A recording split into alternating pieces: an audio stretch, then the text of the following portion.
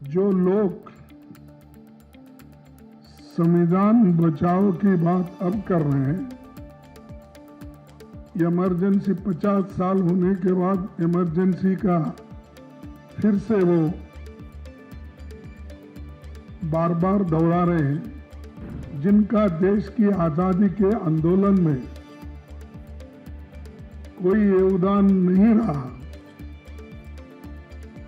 और जिनका संविधान निर्माण में कोई योगदान नहीं रहा, उनके कोई लोग इस संविधान को बनाने में कोऑपरेट नहीं किए, तो हमेशा संविधान के खिलाफ बात करते गए। आज उनको बुद्धि भगवान ने दी, ये कहूँ क्या जनता ने दी, ये कहूँ मारा, अब उनको बुद्धि आ गई, तो उस झूठ को छुपाने के लिए, अपने बातों को छुपाने के लिए वे आज ये नाटक रचे। ये 50th ईयर है, ये 50वां साल है जब देश पर इंदिरा गांधी जी की सरकार ने, कांग्रेस पार्टी ने आपातकाल लगाया था। कांग्रेस पार्टी के अध्यक्ष आदरणीय खड़गे जी ने जिस प्रकार से, जिस भाषा से उन्होंने देश के प्रधानमंत्री माननीय मोदी जी के लिए शब्द कहे हैं, वो निंदनीय है। खड़गे जी हो चाहे जयराम रमेश जी हो, इन लोगों को पता नहीं है कि इमरजेंसी का दंश क्या था। इस प्रकार से खड़गे जी ने आज किया है, मुझे लगता है कि यह भी मखौल उड़ाना है लोकतंत्र का। खड़गे जी कह रहे हैं कि 50 साल पहले हो गया, उसको फिर से क्यों याद किया जा रहा है। आदरणीय सोनिया गांधी जी का परिवार, उनके माता पिता कहां से लड़ रहे थे आजादी की लड़ाई में। इमरजेंसी के 50 साल जो कंप्लीट हुए, तो उसके बारे में उन्होंने ये कहा कि देश के संविधान को और लोकतंत्र को खत्म किया था, उसको हमने फिर बहाल करके इमरजेंसी को हमने खत्म किया और उसके बारे में वो चाहते हैं कि सारे स्टेट में वो मनाया जाए और ये जो संविधान का खातिला हुआ है, इसका उन्होंने हर स्टेट में ये प्रचार करने के लिए आज वो हर जगह अपने जो एक लेटर लिखकर, यानी सरकार ने लेटर लिखी और उसमें बहुत कुछ बातें कही है, आप सबको मालूम है, फिर मैं वो दोहराता नहीं, लेकिन मैं इतना ही कहूँगा, जो लोग संविधान बचाओ की बात अब कर रहे हैं, इमरजेंसी 50 साल होने के बाद इमरजेंसी का फिर से वो बार बार दोहरा रहे हैं, जो चीज को सभी ने भूल दिया था और ये जो चीज समाप्त हो गई थी, इसको उछालने के लिए वो फिर कोशिश कर रहे हैं। साथियों, जिनका देश की आजादी के आंदोलन में कोई योगदान नहीं रहा और जिनका संविधान निर्माण में कोई योगदान नहीं रहा, उनके कोई लोग इस संविधान को बनाने में कोऑपरेट नहीं किए, तो हमेशा संविधान के खिलाफ बात करते गए। और जो संविधान बाबा साहब अम्बेडकर, पंडित जवाहरलाल नेहरू जी और सभी ने, कांग्रेस के नेताओं ने कॉन्स्टिट्यूएंट असेंबली में बहुत दिन तक बहस करके एक संविधान तैयार किया था, उस संविधान को भी उन्होंने रामलीला मैदान में जलाया और उन्होंने जहां तक कि नहीं, बाबा साहब अम्बेडकर का पुतला, नेहरू जी का और गांधी जी का फोटो उन्होंने जलाई और वो ये चाहते थे कि जो संविधान बाबा साहब अम्बेडकर इन्होंने बनाया है उसमें हमारा पारंपरिक जो संस्कृति है उसके अंश इसमें कुछ भी नहीं है, चाहे वो अपने मनुस्मृति के तत्व हो या वो जो खास करके बीजेपी विश्वास रखती है, उन तत्वों का उसमें उल्लेख नहीं है, इसीलिए इस संविधान को हम नहीं मानेंगे। ये कहने वाले लोग आज उनको बुद्धि भगवान ने दी, ये कहूं क्या जनता ने दी, ये कहूं, मारा अब उनको बुद्धि आ गई जब हमारे 1 साल से चल रहा है संविधान बचाओ यात्रा, उससे बीजेपी घबरा गई। घबराने के बाद ये जो पूरे देश में चला था, तो घबरा कर इन्होंने ये संविधान के खिलाफ कुछ ना कुछ वो कहना उनको है, तो इसीलिए वो क्या कर रहे हैं कि 50 साल का इमरजेंसी की बात अब कर रहे हैं।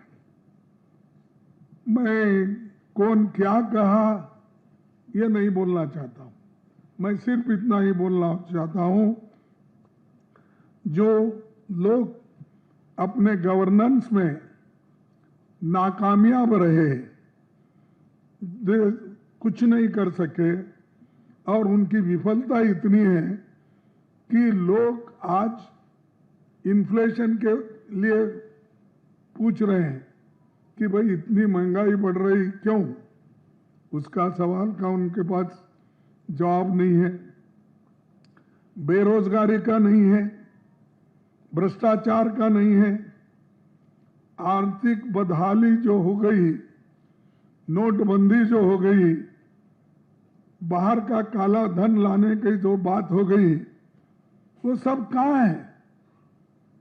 और इनके जो फेल्यूअर्स है, झूठ जो बातें इन्होंने बार बार करते आए हैं, तो उस झूठ को छुपाने के लिए, अपने बातों को छुपाने के लिए वे आज ये नाटक रचे हैं।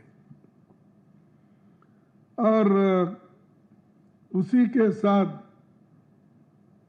ये लोग गरीबों की भलाई और संविधान के साथ चलने वाले, संविधान की रक्षा करने वाले, मैं ये पूछना चाहता हूं, आप एक तरफ गरीब को गरीब बना रहे हैं, अमीर को और अमीर बना रहे हैं, और गरीब और अमीर के बीच में इतनी खाई हो गई है, इतना गैप हो गया है कि उसको आप कभी भी मिटा नहीं सकते या नजदीक नहीं ला सकते।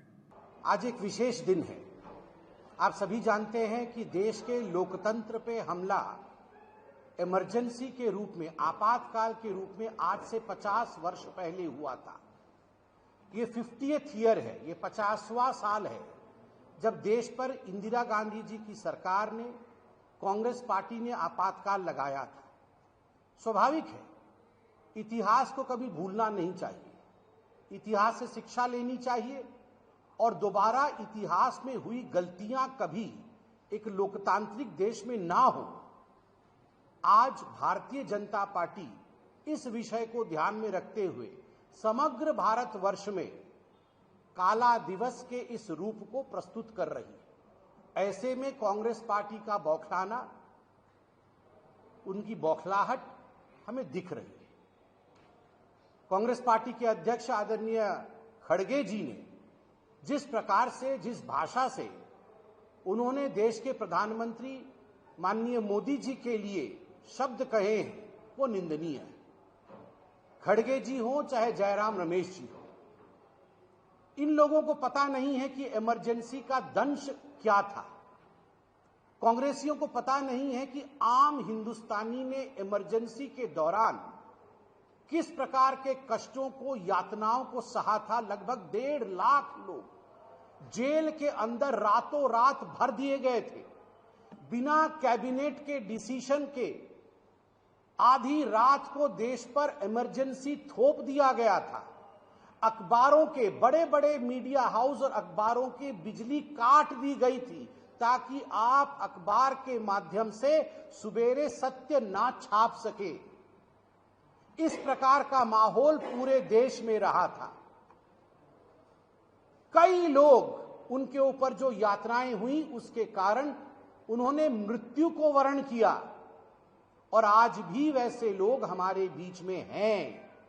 और इसलिए हमारा दायित्व है, हम विश्व की सबसे बड़ी पॉलिटिकल पार्टी है, हमारा दायित्व है कि हम न केवल भारतवर्ष को बल्कि आगामी पीढ़ी को भी इस विषय से अवगत कराएं कि विगत समय में जो भूल हुई थी इमरजेंसी के रूप में, वो कितनी बड़ी भूल थी और ये भूल दोबारा दोहराया नहीं जाए। उस पे मजाक करना, उस पे तंज कसना, जिस प्रकार से खड़गे जी ने आज किया है, मुझे लगता है कि यह भी मखौल उड़ाना है लोकतंत्र का। खड़गे जी कह रहे हैं कि 50 साल पहले हो गया, उसको फिर से क्यों याद किया जा रहा है। खड़गे जी, आप तो आज खुद ही बोल रहे थे कि जो लोग आजादी की लड़ाई में नहीं थे, जो लोग स्वतंत्रता की लड़ाई में नहीं थे, आप उस समय की बात कर सकते हैं मगर हम बात नहीं कर सकते। ये फर्क क्यों है? और खड़गे जी, मैं पूछना चाहता हूं, कौन कहता है कि हम आजादी की लड़ाई में लड़ नहीं रहे थे? यहां जितने लोग खड़े हैं, चाहे हम बोलने वाले हों, चाहे कैमरे के पीछे हमारे कैमरेमैन बंधु हों, आप सबके परिवार से हिंदुस्तानी होने के नाते कोई प्रत्यक्ष रूप से या कोई परोक्ष रूप से आजादी के लड़ाई में लड़ रहा था। मगर मैं पूछना चाहता हूं, बताइए, आदरणीय सोनिया गांधी जी का परिवार, उनके माता पिता कहां से लड़ रहे थे आजादी की लड़ाई में? कहां से लड़ रहे थे आजादी की लड़ाई में? उत्तर प्रदेश से, बिहार से, उड़ीसा से, बंगाल से, कहां से सोनिया जी की परिवार आजादी की लड़ाई में शामिल थे? बताइए। आप जब भारतीय जनता पार्टी के इतिहास के विषय में बात करते हैं तो वो उचित है, मगर जब हम आपके परिवार के, राजनीति के, आपके परिवार के महत्वाकांक्षा की पन्नों को पलटते हैं तो आपको वो ड्रामा नजर आता है। केवल और केवल आपके परिवार के महत्वाकांक्षा के कारण इमरजेंसी लगी थी, एक व्यक्ति के महत्वाकांक्षा के कारण, क्योंकि कोर्ट ने उनके, इंदिरा गांधी जी के चुनाव को निरस्त किया था। केवल और केवल सत्ता में बने रहने के लिए इंदिरा जी ने बिना कैबिनेट के फैसले के इमरजेंसी लगाई थी। आप कहते हैं गरीबी और अमीरी के बीच खाई बढ़ गई। खड़गे जी, हम आपको लिफाफा में बंद करके आज जो रिपोर्ट यूएन की है, जो वर्ल्ड बैंक की रिपोर्ट है, वो रिपोर्ट आपको भेजेंगे। किस प्रकार से कितने करोड़ों लोग, 25 करोड़ से अधिक लोग किस प्रकार से गरीबी रेखा के ऊपर आए हैं विगत कुछ वर्षों में, जब मोदी जी का प्रधानमंत्री का काल रहा है। इन 11 वर्षों में यह रिपोर्ट आपको भेजेंगे, तब आपको मालूम पड़ेगा कि गरीबी हटाओ का नारा वो अलग था और वास्तविक रूप में किस प्रकार गरीबी दूर हुआ है इन 11 वर्षों में, उसकी कहानी अलग है। मैं आज पूरे हिंदुस्तान से कहना चाहूंगा, भारतीय जनता पार्टी के प्रवक्ता के नाते, एक पल के लिए भी इमरजेंसी को भुलाना नहीं है। इमरजेंसी को सदैव याद रखना है और आगे चलकर इस प्रकार की विषम विकट परिस्थिति न बन सके, इसके लिए भरसर लोकतांत्रिक प्रयोग, लोकतांत्रिक प्रयास हमें करते रहना है। और जहां तक कांग्रेस पार्टी का सवाल है, जिस पार्टी में ही लोकतंत्र नहीं है, वो लोकतंत्र का महिमा कहां से समझेगी। जिस पार्टी का समर्थन, और जो पार्टी उन लोगों से समर्थन लेती है जो पैर पे अंबेडकर जी जैसे महान विभूति के फोटो को रखते हैं, वो आज हमें संविधान सिखा रहे हैं।